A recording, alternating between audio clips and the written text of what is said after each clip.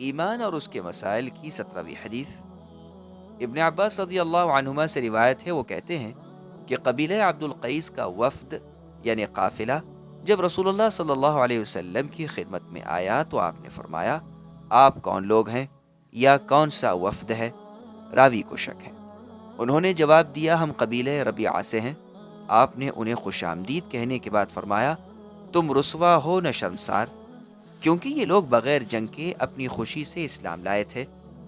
انہوں نے عرض کیا، اے اللہ کے رسول صلی اللہ علیہ وسلم، ہم آپ کی خدمت میں صرف حرمت کے مہینے میں آ سکتے ہیں۔ ہمارے اور آپ کے درمیان مدر کا کافر قبیلہ آباد ہے۔ ہمیں فیصلہ کن بات سے آگاہ فرمائیں جس سے ہم ان لوگوں کو مطلع کریں جو ہمارے ساتھ نہیں ہیں، اور اس کے مطابق عمل کرنے سے ہم جنت میں داخل ہو سکیں۔ نیز انہوں نے آپ سے مشروبات یعنی پینے کی چیزوں کے برتنوں کے بارے میں دریافت کیا۔ اس پر آپ نے ان کو 4 باتوں کا حکم دیا اور 4 چیزوں سے منع فرمایا یعنی روکا۔ ان کو حکم دیا کہ اللہ کی ذات پر ایمان رکھیں۔ آپ نے ان سے دریافت کیا، تمہیں معلوم ہے کہ ایک اللہ کی ذات پر ایمان رکھنے سے مقصود کیا ہے؟ انہوں نے جواب دیا، اللہ اور اللہ کے رسول کو ہی علم ہے۔ آپ نے فرمایا، ایمان باللہ یعنی اللہ کی ذات پر ایمان رکھنے سے مقصود اس بات کی گواہی دینا ہے کہ اللہ تعالیٰ کے سوا کوئی معبود برحق نہیں ہے۔ گواہی دیں کہ محمد صلی اللہ علیہ وسلم اللہ کے رسول ہیں، نماز قائم کریں، رمضان کے روزے رکھیں اور غنیمت کے مال میں سے 5واں حصہ بیت المال کو دیں۔ نیز نبی صلی اللہ علیہ وسلم نے ان کو 4 برتنوں کے استعمال سے منع فرمایا۔ وہ نمبر 1 سبز مٹکا، نمبر 2 کدو، نمبر 3 چٹھو اور نمبر 4 چینی والے برتن ہیں۔ نیز آپ نے فرمایا، ان باتوں کو محفوظ کرو اور تمہارے پیچھے قبیلے کے جو لوگ ہیں انہیں ان سے آگاہ کرو۔ اس حدیث کو بخاری اور مسلم میں روایت کیا، البتہ الفاظ بخاری کی روایت کردہ ہیں۔ وضاحت: اس حدیث میں توحید و رسالت کا ذکر محض تمہید کے لیے کیا گیا ہے، ورنہ اصل 4 باتیں بعد میں مذکور ہیں جن کا ذکر صحیح بخاری کی ایک روایت میں ہے۔ نمبر 1 نماز قائم کرنا، نمبر 2 زکوٰۃ ادا کرنا، نمبر 3 رمضان کے روزے رکھنا، نمبر 4 غنیمت سے 5واں حصہ بیت المال کو دینا۔ اور جن 4 باتوں سے روکا گیا ہے وہ یہ ہیں: نمبر 1 سبز مٹکا، یہ برتن مٹی سے تیار کیا جاتا تھا، اس میں بالوں اور خون کو ملایا جاتا تھا۔ نمبر 2 کدو، یہ مشہور سبزی ہے، جب کدو بڑا ہو جاتا تو خشک ہونے کے بعد اس سے گودا نکال کر اس کو بطور برتن استعمال کیا جاتا تھا۔ نمبر 3 چٹھو، کھجور کے تنے کو کھود کر بنایا جاتا تھا۔ نمبر 4 چینی والا برتن، یہ برتن تو آج کل بھی ہیں، ایک طرح کا چکنا مادہ تھا جو برتن کو لگایا جاتا تھا جس سے برتن ملائم ہو جاتا تھا۔ رسول اکرم صلی اللہ علیہ وسلم نے ان کو ان برتنوں میں نبیذ تیار کرنے سے اس لیے منع فرمایا کہ اسلام لانے سے پہلے وہ لوگ ان برتنوں میں شراب بناتے تھے۔ اب اگر ان برتنوں میں وہ نبیذ بنائیں گے تو خدشہ تھا کہ کہیں نبیذ میں جلد نشہ کا مادہ نہ پیدا ہو جائے اور نبیذ شراب بن جائے۔ جب خطرہ نہ رہا تو آپ نے ان برتنوں میں نبیذ بنانے کی اجازت مرمت فرما دی۔ واللہ عالم۔ نبیذ کھجور سے بنائی جانے والی ایک مشروب کا نام ہے۔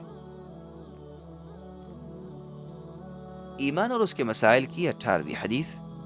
عبادہ بن صامت رضی اللہ عنہ سے روایت ہے، وہ بیان کرتے ہیں کہ رسول اللہ صلی اللہ علیہ وسلم کے ارد گرد صحابہ کرام رضی اللہ عنہم کی ایک جماعت تھی۔ آپ نے ان سے فرمایا، تم مجھ سے اس بات پر بیعت کرو کہ تم اللہ کے ساتھ کسی کو شریک نہیں ٹھہراؤ گے، چوری اور زنا نہیں کرو گے، نہ اپنی اولاد کو قتل کرو گے اور نہ کسی پر تہمت لگاؤ گے اور نہ کسی اچھے کام میں نافرمانی کرو گے۔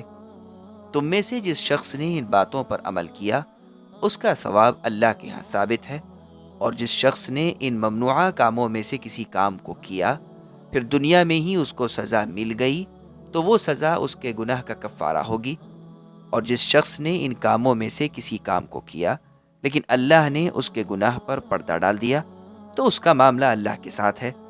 اگر اللہ چاہیں گے تو اس کو معاف کر دیں گے اور اگر چاہیں گے تو سزا دیں گے۔ چنانچہ ہم نے ان باتوں پر آپ سے بیعت کی۔ اس حدیث کو بخاری اور مسلم نے روایت کیا ہے۔ وضاحت: اس حدیث میں جن باتوں پر بیعت لی گئی ہے ان میں شرک نہ کرنے پر بھی بیعت لی ہے۔ حدیث میں یہ بھی ذکر ہے کہ جس شخص نے ان باتوں کی مخالفت کی اور اس کو دنیا میں سزا مل گئی تو سزا اس کے لیے کفارہ ہے۔ اس سے دیگر دلائل شرعیہ کی روشنی میں شرک کو مستثنیٰ کیا جائے گا۔ شرک کی سزا اس کے لیے کفارہ نہیں ہوگی، اس لیے کہ شرک ایسا گناہ ہے جو ہرگز معاف نہیں ہوتا۔ ارشاد باری تعالی ہے، جس کا ترجمہ ہے، بلا شبہ اللہ تعالیٰ شرک کو معاف نہیں کرتے، شرک کے علاوہ گناہوں کو جس شخص کے لیے چاہتے ہیں معاف کر دیتے ہیں۔ ایمان اور اس کے مسائل کی 19ویں حدیث۔ ابو سعید خدری رضی اللہ عنہ سے روایت ہے، وہ بیان کرتے ہیں کہ رسول اللہ صلی اللہ علیہ وسلم عید الاضحیٰ یا عید الفطر کے روز عیدگاہ میں تشریف لائے۔ آپ کا گزر خواتین کے پاس سے ہوا۔ آپ نے انہیں خطاب کیا، اے خواتین کی جماعت، تم صدقہ کیا کرو، کیونکہ مجھے معلوم کرایا گیا ہے کہ دوزخ میں تمہاری کثرت ہوگی۔ خواتین نے استفسار کیا، اے اللہ کے رسول، کس لیے؟ آپ نے فرمایا، تم کثرت کے ساتھ لعنت بھیجتی اور خاوندوں کی ناشکری کرتی ہو۔ میں نے تم سے بڑھ کر کسی کو نہیں دیکھا جو عقل اور دین میں ناقص ہو اور سمجھدار انسان کی عقل کو غارت کرتی ہو۔ خواتین نے دریافت کیا، اللہ کے رسول صلی اللہ علیہ وسلم، ہمارے دین اور ہماری عقل میں کیا کمی ہے؟ آپ نے فرمایا، کیا عورت کی گواہی مرد کی گواہی سے آدھی نہیں ہے؟ خواتین نے اقرار کیا۔ آپ نے واضح کیا کہ یہ ان کی عقل کے ناقص ہونے کی دلیل ہے۔ بعد از آپ نے فرمایا، کیا یہ حقیقت نہیں ہے کہ عورت جب حائضہ ہو جاتی ہے تو نہ وہ نماز ادا کرتی ہے اور نہ وہ روزے رکھتی ہے؟ خواتین نے جواب دیا، بالکل درست ہے۔ آپ نے فرمایا، یہ اس کے دین کا نقص ہے۔ اس حدیث کو بخاری اور مسلم نے روایت کیا ہے۔ ایمان اور اس کے مسائل کی 20ویں حدیث۔ ابو ہریرہ رضی اللہ عنہ سے روایت ہے، وہ بیان کرتے ہیں، رسول اللہ صلی اللہ علیہ وسلم نے فرمایا، اللہ تعالیٰ فرماتے ہیں، ابن آدم مجھے جھٹلاتا ہے جبکہ اس کے لیے یہ جائز نہیں، اور ابن آدم مجھے برا بھلا کہتا ہے جبکہ اس کے لیے ایسا کرنا درست نہیں۔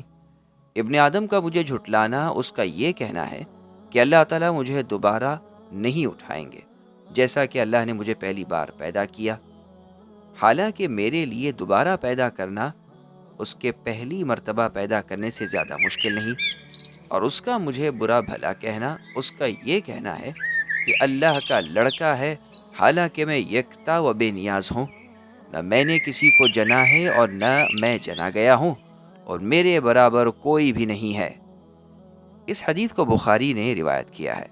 وضاحت، حدیث نمبر 19 اور 20 حدیث قدسی ہے، ایسی حدیث جسے رسول اللہ صلی اللہ علیہ وسلم اللہ تعالیٰ کی طرف نسبت کرتے ہوئے فرمائیں کہ اللہ تعالیٰ کا فرمان ہے، وہ حدیث قدسی کہلاتی ہے۔ واللہ اعلم۔ ایمان اور اس کے مسائل کی 21ویں حدیث۔ ابن عباس رضی اللہ عنہما کی روایت میں ہے، اللہ تعالیٰ فرماتے ہیں کہ ابن آدم کا مجھے برا بھلا کہنا اس کا یہ کہنا ہے کہ میری اولاد ہے، حالانکہ میں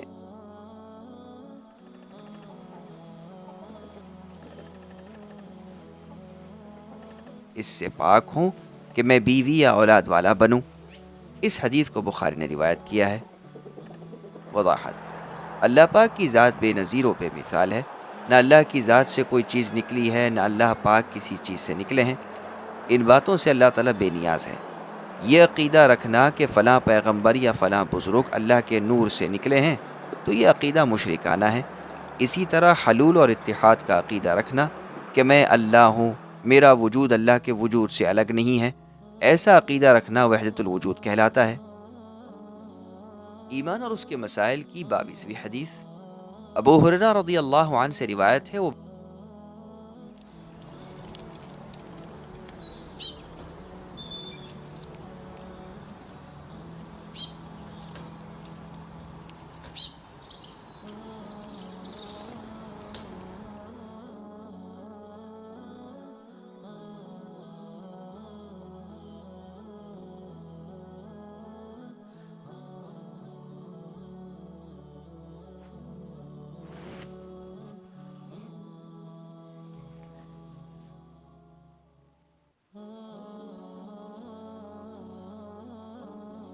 بیان کرتے ہیں رسول اللہ صلی اللہ علیہ وسلم نے فرمایا اللہ کا فرمان ہے کہ آدم کا بیٹا مجھے تکلیف دیتا ہے، وہ زمانے کو برا کہتا ہے، حالانکہ میں زمانہ ہوں، میرے ہاتھ میں تمام امور ہیں، میں ہی رات دن کو تبدیل کرتا ہوں۔ ضروری وضاحت، ایک سوال اور اس کا جواب۔ کیا افعال کی نسبت حقیقتاً زمانے کی جانب کرنا درست ہے؟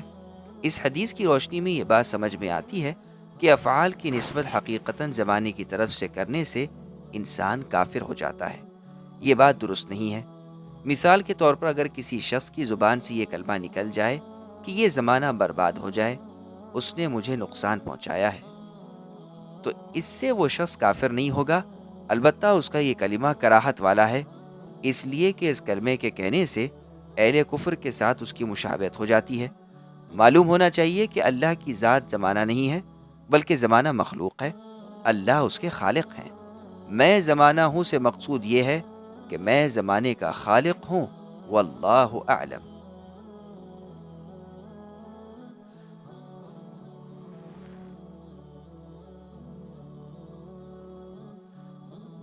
ایمان اور اس کے مسائل کی 23ویں حدیث۔ ابو موسیٰ الاشعری رضی اللہ عنہ سے روایت ہے، وہ بیان کرتے ہیں رسول اللہ صلی اللہ علیہ وسلم نے فرمایا کسی اذیت پر اللہ تعالیٰ سے زیادہ صبر کرنے والے اور کوئی نہیں ہے۔ لوگ اللہ تعالیٰ کا لڑکا بناتے ہیں، یعنی اللہ تعالیٰ کے لیے لڑکا ثابت کرتے ہیں، پھر بھی اللہ تعالیٰ انہیں عافیت عطا کرتے ہیں اور انہیں رزق دیتے ہیں۔ اس حدیث کو بخاری اور مسلم نے روایت کیا ہے۔ ایمان اور اس کے مسائل کی 24ویں حدیث۔ معاذ رضی اللہ عنہ سے روایت ہے، وہ بیان کرتے ہیں کہ میں نبی صلی اللہ علیہ وسلم کے پیچھے گدھے پر سوار تھا، میرے اور آپ کے درمیان صرف پالان کی لکڑی حائل تھی۔ آپ نے فرمایا اے معاذ، تمہیں معلوم ہے کہ اللہ تعالیٰ کے اس کے بندوں پر کیا حقوق ہیں اور بندوں کے اللہ پر کیا حقوق ہیں؟ معاذ رضی اللہ عنہ کہتے ہیں میں نے عرض کیا اللہ اور اللہ کے رسول ہی بہتر جانتے ہیں۔ آپ نے فرمایا اللہ کے حقوق بندوں پر یہ ہیں کہ وہ اکیلے اللہ ہی کی عبادت کریں، اللہ کے ساتھ کسی کو شریک نہ ٹھہرائیں، اور بندوں کا اللہ پر یہ حق ہے کہ وہ اس شخص کو عذاب نہیں دیں گے جو اللہ کے ساتھ کسی کو شریک نہیں ٹھہراتا۔ معاذ رضی اللہ عنہ کہتے ہیں میں نے عرض کیا اللہ کے رسول، کیا میں لوگوں کو اس بات کی خوشخبری نہ سنا دوں؟ آپ نے فرمایا انہیں خوشخبری نہ سناؤ، کہیں وہ اس پر اعتماد کرتے رہیں اور عبادت کرنے میں کوشاں رہنے کو ترک کر دیں۔ اس حدیث کو بخاری اور مسلم نے روایت کیا ہے۔ ایمان اور اس کے مسائل کی 25ویں حدیث۔ انس رضی اللہ عنہ سے روایت ہے، وہ بیان کرتے ہیں کہ نبی صلی اللہ علیہ وسلم کے پیچھے معاذ رضی اللہ عنہ سواری پر تھے۔ آپ نے فرمایا اے معاذ، انہوں نے جواب دیا اے اللہ کے رسول میں حاضر ہوں۔ آپ نے فرمایا اے معاذ، انہوں نے جواب دیا اے اللہ کے رسول میں حاضر ہوں۔ 3 بار ایسا ہوا۔ آپ نے فرمایا جو شخص صدق دل سے گواہی دیتا ہے، یعنی دل کی سچائی کے ساتھ، کہ صرف اللہ ہی معبود برحق ہیں اور محمد صلی اللہ علیہ وسلم اللہ کے رسول ہیں، تو اللہ تعالیٰ دوزخ کی آگ کو اس پر حرام کر دیتے ہیں۔ معاذ رضی اللہ عنہ نے عرض کیا اللہ کے رسول، کیا میں اس کے بارے میں لوگوں کو مطلع نہ کروں تاکہ وہ خوش ہو جائیں؟ آپ نے فرمایا اس وقت وہ اس پر بھروسہ کر لیں گے۔ چنانچہ معاذ رضی اللہ عنہ نے موت کے قریب اس بات سے اس لیے آگاہ کیا تاکہ وہ نہ بتانے سے گناہگار نہ ہو۔ اس حدیث کو بخاری اور مسلم میں روایت کیا ہے۔ ایمان اور اس کے مسائل کی 26ویں حدیث۔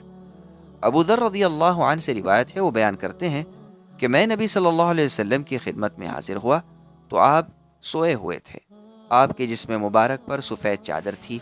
میں پھر حاضر ہوا تو آپ بیدار ہو چکے تھے۔ آپ نے فرمایا جو بندہ لا الہ الا اللہ کہتا ہے پھر وہ اس پر فوت ہو جاتا ہے، یعنی مر جاتا ہے، تو وہ جنت میں داخل ہوگا۔ میں نے عرض کیا اگرچہ اس نے زنا اور چوری کا ارتکاب کیا؟ آپ نے فرمایا اگرچہ اس سے زنا یا چوری کا کام صادر ہوا۔ میں نے عرض کیا اگرچہ اس نے زنا کیا اور چوری کی؟ آپ نے فرمایا اگرچہ اس نے زنا اور چوری کا ارتکاب کیا۔ میں نے پھر عرض کیا اگرچہ وہ زنا اور چوری کا مرتکب ہوا؟ آپ نے فرمایا اگرچہ وہ زنا اور چوری کا مرتکب ہوا۔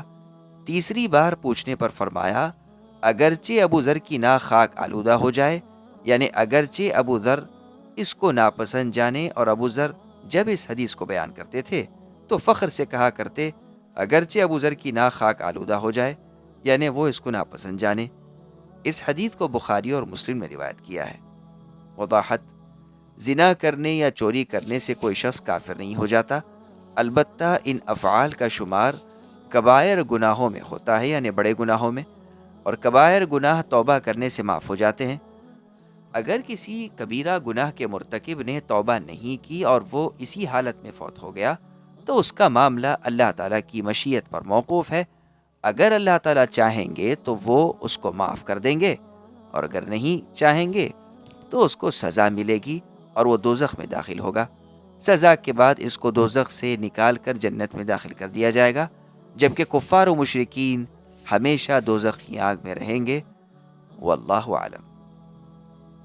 ایمان اور اس کے مسائل کی 27ویں حدیث عبادہ بن صامت رضی اللہ عنہ سے روایت ہے۔ وہ بیان کرتے ہیں رسول اللہ صلی اللہ علیہ وسلم نے فرمایا، جس شخص نے اس بات کی گواہی دی کہ صرف اللہ تعالیٰ اکیلے ہی معبود برحق ہیں، اللہ کا کوئی شریک نہیں، محمد صلی اللہ علیہ وسلم اللہ کے بندے اور رسول ہیں، عیسیٰ علیہ السلام اللہ تعالیٰ کے بندے اور اللہ کے رسول ہیں، اللہ کی بندی مریم علیہ السلام کے بیٹے ہیں، اور اللہ کے وہ کلمے ہیں جس کو اللہ تعالیٰ نے مریم کی طرف القاء کیا، اور وہ روح اللہ ہیں، یعنی اللہ تعالیٰ نے ان کو بغیر باپ کے پیدا کیا ہے۔ نیز جنت اور دوزخ حق ہیں، تو اللہ تعالیٰ اس شخص کو جنت میں داخل کریں گے، خواہ اس کے اعمال جو بھی ہوں۔ اس حدیث کو بخاری اور مسلم نے روایت کیا ہے۔ ایمان اور اس کے مسائل کی 28ویں حدیث عمرو بن العاص رضی اللہ عنہما سے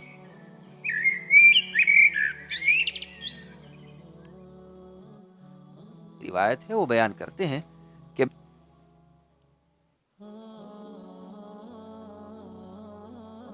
میں نبی صلی اللہ علیہ وسلم کی خدمت میں حاضر ہوا۔ میں نے عرض کیا، اپنا دایاں ہاتھ نکالیں تاکہ میں آپ کی بیعت کروں۔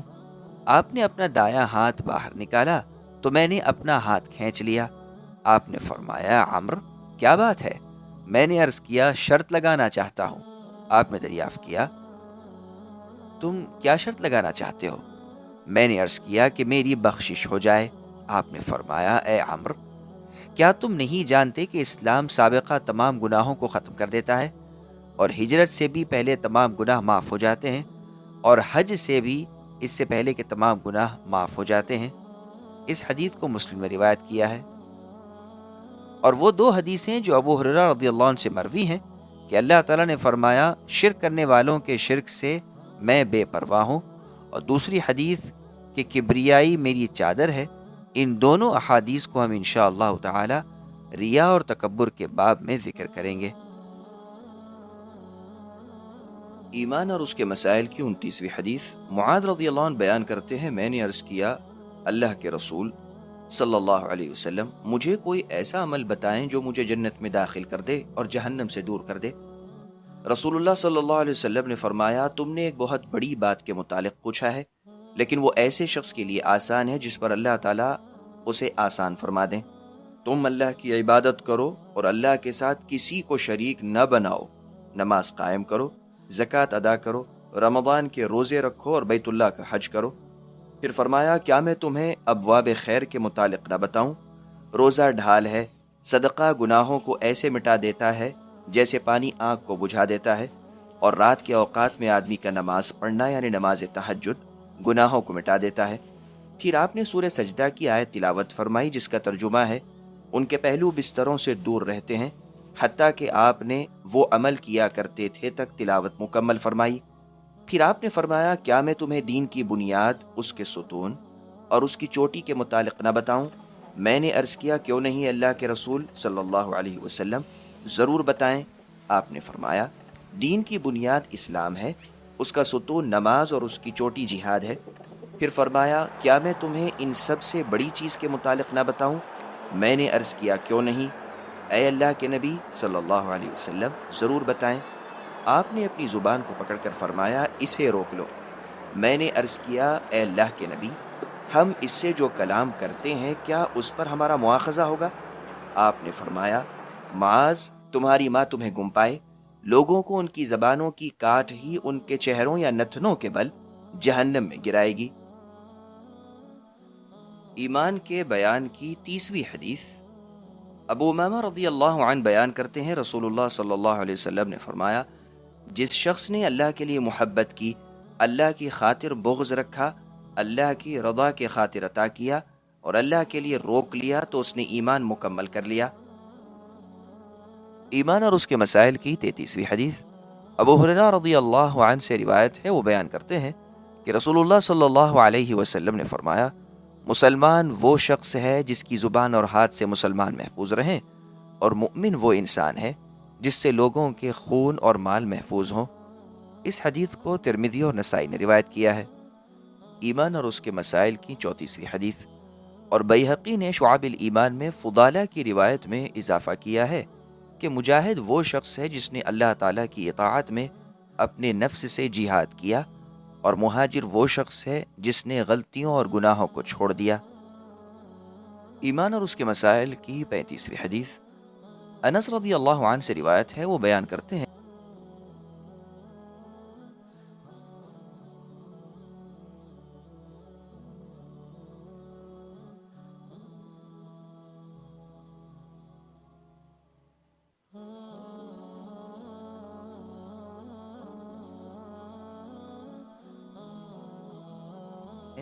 کہ رسول اللہ صلی اللہ علیہ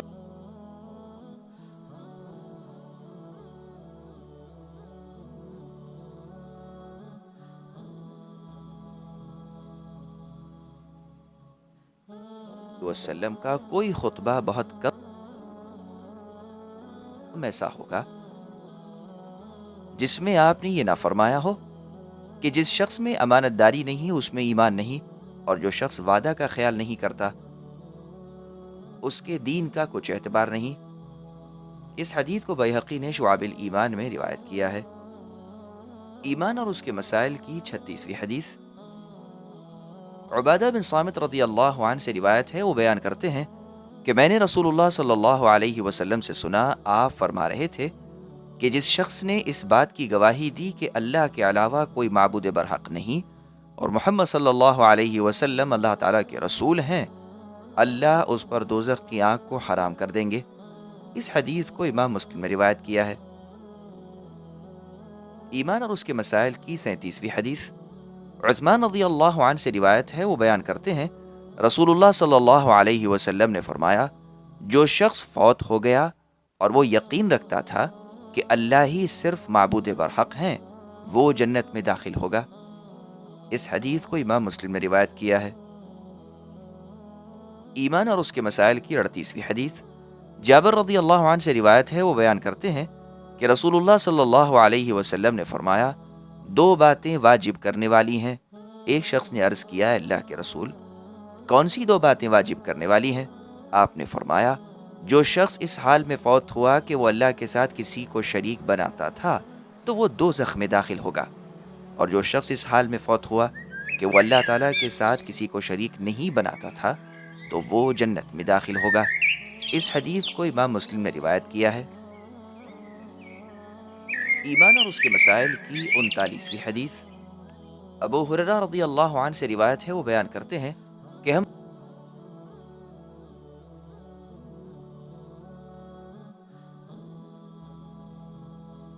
رسول اللہ صلی اللہ علیہ وسلم کے ارد گرد بیٹھے ہوئے تھے، اور ہمارے ساتھ ابو بکر اور عمر رضی اللہ عنہما بھی اسی جماعت میں تھے کہ رسول اللہ صلی اللہ علیہ وسلم ہمارے درمیان سے اٹھ کھڑے ہوئے اور کافی دیر تک واپس نہ آئے۔ ہمیں خطرہ لاحق ہوا کہ کہیں ہماری عدم موجودگی میں آپ کو قتل نہ کر دیا جائے۔ اس تصور سے ہم گھبرا گئے اور مجلس سے کھڑے ہو گئے۔ سب سے پہلے مجھے گھبراہٹ دامنگیر ہوئی۔ میں وہاں سے رسول اللہ صلی اللہ علیہ وسلم کو تلاش کرنے کے لیے نکلا۔ میں انصار کے قبیلے بنو نجار کے باغ کے پاس پہنچا۔ میں نے باغ کے ارد گرد چکر لگایا تاکہ دروازہ معلوم ہو، لیکن مجھے دروازہ نہ مل سکا۔ البتہ باہر واقع ایک کنویں سے پانی کا ایک نالا باغ میں اندر جا رہا تھا۔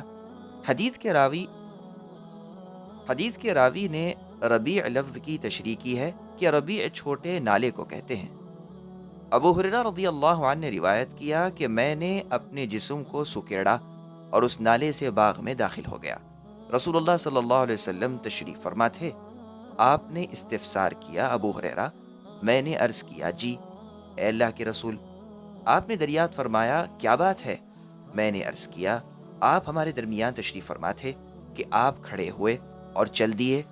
آپ نے دیر کر دی تو ہم گھبرا گئے کہ کہیں ہماری عدم موجودگی میں آپ کو قتل نہ کر دیا جائے۔ اس تصور سے ہم خوفزدہ ہو گئے۔ سب سے پہلے میں گھبرایا، چنانچہ میں اس باغ میں اپنے جسم کو سکیڑ کر داخل ہوا، جیسے لومڑی جسم کو سکیڑ کر داخل ہوتی ہے، اور میرے دوسرے رفقا میرے پیچھے ہیں۔ آپ نے مجھے مخاطب کیا اور مجھے اپنے دونوں جوتے دیتے ہوئے فرمایا کہ تم میرے ان جوتوں کو اپنے ساتھ لے جاؤ، اور اس باغ کے پیچھے جو شخص تمہیں ملے اور وہ دل کے یقین کے ساتھ اس بات کی گواہی دیتا ہو کہ اللہ کے علاوہ کوئی معبود برحق نہیں، اس کو جنت کی خوشخبری دے دو۔ ابو ہریرہ رضی اللہ عنہ کہتے ہیں کہ سب سے پہلے جس سے میری ملاقات ہوئی وہ عمر رضی اللہ عنہ تھے۔ انہوں نے دریافت کیا، اے ابو ہریرہ، یہ دو جوتے کیسے اٹھائے ہوئے ہو؟ ابو ہریرہ رضی اللہ عنہ کہتے ہیں، میں نے عرض کیا، یہ رسول اللہ صلی اللہ علیہ وسلم کے دو جوتے ہیں، آپ نے مجھے انہیں عطا فرما کر بھیجا ہے کہ جس شخص سے تمہاری اے ابو ہریرہ ملاقات ہو اور وہ اس بات کی دل کے یقین کے ساتھ گواہی دیتا ہو کہ اللہ کے علاوہ کوئی معبود برحق نہیں ہے، تو تم اس کو جنت کی خوشخبری سنا دو۔ اس پر عمر رضی اللہ عنہ نے میرے سینے کے درمیان ہاتھ مارا، جس سے میں پیٹ کے بل گر پڑا۔ عمر رضی اللہ عنہ نے کہا، ابو ہریرہ تم واپس جاؤ۔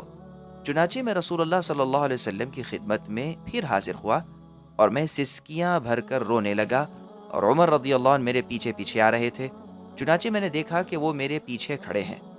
رسول اللہ صلی اللہ علیہ وسلم نے دریافت کیا، اے ابو ہریرہ، کیا معاملہ ہے؟ ابو ہریرہ رضی اللہ عنہ کہتے ہیں، میں نے عرض کیا، مجھے عمر رضی اللہ عنہ ملے اور میں نے ان کو وہ بات بتائی جس کے لیے آپ نے مجھے بھیجا تھا، تو انہوں نے میرے سینے کے درمیان ضرب لگائی، یعنی مجھے مارا، جس سے میں پیٹ کے بل گر پڑا اور مجھے کہا، واپس جاؤ۔ اس پر رسول اللہ صلی اللہ علیہ وسلم نے عمر رضی اللہ عنہ سے دریافت کیا کہ آپ نے ایسا کیوں کیا ہے؟ انہوں نے جواب دیا، اے اللہ کے رسول، میرے ماں باپ آپ پر قربان ہو، آپ نے ابو ہریرہ کو اپنے دونوں جوتے دے کر بھیجا تھا کہ ان کی جس شخص سے ملاقات ہو اور وہ دل کے یقین کے ساتھ گواہی دیتا ہو کہ اللہ کے علاوہ کوئی معبود برحق نہیں ہے، اس کو جنت کی خوشخبری دے دے۔ آپ نے فرمایا، بالکل درست ہے۔ عمر رضی اللہ نے عرض کیا، اے اللہ کے نبی، آپ ایسا نہ کریں، میں خوف محسوس کرتا ہوں کہ لوگ اس بشارت یعنی خوشخبری کو پا کر اسی پر بھروسہ کر کے نہ بیٹھ جائیں۔ آپ انہیں ان کے حال پر چھوڑ دیں، وہ عمل کرتے رہیں۔ عمر رضی اللہ عنہ کے اس موقف کی موافقت کرتے ہوئے رسول اللہ صلی اللہ علیہ وسلم نے بھی فرمایا کہ لوگوں کو ان کے حال پر چھوڑ دو۔ اس حدیث کو امام مسلم نے روایت کیا ہے۔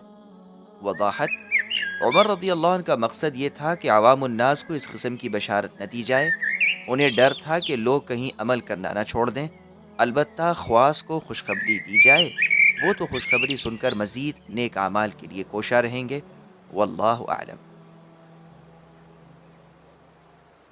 ایمان اور اس کے مسائل کی 40ویں حدیث عثمان رضی اللہ عنہ سے روایت ہے۔ وہ بیان کرتے ہیں کہ جب نبی صلی اللہ علیہ وسلم وفات پا گئے تو آپ کے صحابہ کرام رضی اللہ عنہم میں سے کچھ سخت غمناک ہوئے۔ قریب تھا کہ انہیں طرح طرح کے وسوسے گھیرتے۔ عثمان رضی اللہ عنہ بیان کرتے ہیں کہ میں بھی انہی میں سے تھا، چنانچہ میں پریشان حال بیٹھا ہوا تھا، میرے پاس سے عمر رضی اللہ عنہ کا گزر ہوا، انہوں نے السلام علیکم کہا، لیکن مجھے اس کا پتہ نہ چلا۔ عمر رضی اللہ عنہ نے ابو بکر رضی اللہ عنہ سے میرا شکوہ کیا، بعد ازاں وہ دونوں اکٹھے میرے پاس آئے، انہوں نے السلام علیکم کہا۔ ابو بکر رضی اللہ عنہ نے عثمان رضی اللہ عنہ سے دریافت کیا کہ کیا سبب ہے؟ آپ نے اپنے بھائی عمر رضی اللہ عنہ کے سلام کا جواب نہیں دیا۔ عثمان رضی اللہ عنہ کہتے ہیں، میں نے عرض کیا، میں نے تو ایسا نہیں کیا۔ عمر رضی اللہ عنہ نے فرمایا، کیوں نہیں؟ اللہ کی قسم آپ نے ایسا ہی کیا ہے۔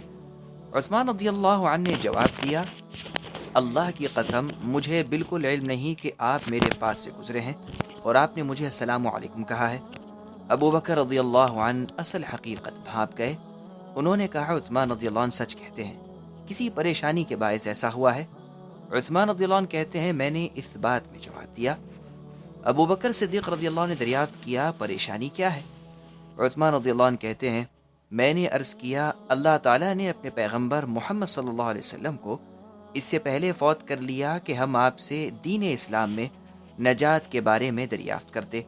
ابو بکر صدیق رضی اللہ عنہ نے جواب دیا میں نے نبی صلی اللہ علیہ وسلم سے اس کے بارے میں دریافت کیا تھا۔ عثمان رضی اللہ عنہ کہتے ہیں چنانچہ میں ابو بکر صدیق رضی اللہ عنہ کی طرف لپک کر اٹھ کھڑا ہوا اور میں نے ان کی تعریف کرتے ہوئے کہا میرے ماں باپ آپ پر قربان ہو، آپ زیادہ حقدار ہیں کہ آپ کو اس کا علم ہو۔ ابو بکر رضی اللہ عنہ نے بیان کیا میں نے نبی صلی اللہ علیہ وسلم سے عرض کیا تھا کہ اے اللہ کے رسول صلی اللہ علیہ وسلم دین اسلام میں نجات کیسے ہوگی؟ آپ نے فرمایا جس شخص نے میرے اس کلمے کو تسلیم کر لیا، یعنی کلمہ لا الہ الا اللہ، جس کو میں نے اپنے چچا ابو طالب پر پیش کیا تھا لیکن اس نے انکار کر دیا تھا۔ اس کلمے کا اعتراف اس شخص کے لیے نجات کا باعث ہے جو اس کا اقرار کرے گا۔ اس حدیث کو امام احمد نے اپنی مسند میں روایت کیا ہے۔ ایمان اور اس کے مسائل کی 41ویں حدیث مقداد رضی اللہ عنہ سے روایت ہے، وہ بیان کرتے ہیں انہوں نے رسول اللہ صلی اللہ علیہ وسلم سے سنا، آپ نے فرمایا روئے زمین پر کوئی گھر خواہ وہ اینٹوں یا شہتیروں سے بنا ہوا ہوگا باقی نہیں رہے گا مگر اللہ تعالیٰ اس گھر میں اسلام کے کلمہ لا الہ الا اللہ کو داخل کریں گے، عزیز کے عزت دینے اور ذلیل کے ذلت دینے کے ساتھ۔ اللہ تعالیٰ یا تو ان کو عزت عطا کریں گے یا ان کو ذلیل کریں گے، پس وہ تمام اللہ کے فرمانبردار ہو جائیں گے۔ مقداد رضی اللہ عنہ کہتے ہیں چنانچہ میں نے عرض کیا گویا سب لوگ دین اسلام کو قبول کر لیں گے۔ اس حدیث کو امام احمد نے اپنی مسند میں روایت کیا ہے۔ وضاحت مقداد رضی اللہ عنہ کا یہ کہنا کہ سب لوگ طوعاً یا کرہن، یعنی دل کی خوشی یا کراہت کے ساتھ اللہ کے دین کو قبول کر لیں گے، غالباً یہ اس وقت ہوگا جب آخر زمانے میں عیسیٰ علیہ السلام کا نزول ہوگا، یعنی آپ آسمان سے نازل ہوں گے، اتریں گے۔ اس وقت اللہ کی زمین پر کوئی کافر نہیں ہوگا بلکہ سب مسلمان ہوں گے، واللہ اعلم۔ ایمان اور اس کے مسائل کی 42ویں حدیث تابعی وہب بن منبہ رحمہ اللہ سے روایت ہے، وہ بیان کرتے ہیں ان سے دریافت کیا گیا کہ کیا لا الہ الا اللہ جنت کی چابی نہیں ہے؟ انہوں نے اس بات میں جواب دیتے ہوئے وضاحت کی کہ ہر چابی کے دندانے ہوتے ہیں، اگر آپ دندانوں والی چابی لائیں گے تو تالا کھل جائے گا وگرنہ تالا نہیں کھلے گا۔ اس اثر کو امام بخاری نے اپنی صحیح میں روایت کیا ہے۔ وضاحت امام بخاری رحمہ اللہ نے وہب بن منبہ رحمہ اللہ کے قول کو صحیح بخاری کتاب الجنائز کے آغاز میں بلا سند ذکر کیا ہے، البتہ اپنی کتاب التاریخ الکبیر میں موصولاً ذکر کیا ہے۔ ایمان اور اس کے مسائل کی 44ویں حدیث ابو امامہ رضی اللہ عنہ سے روایت ہے، وہ بیان کرتے ہیں ایک شخص نے رسول اللہ صلی اللہ علیہ وسلم سے دریافت کیا کہ ایمان کی علامت کیا ہے؟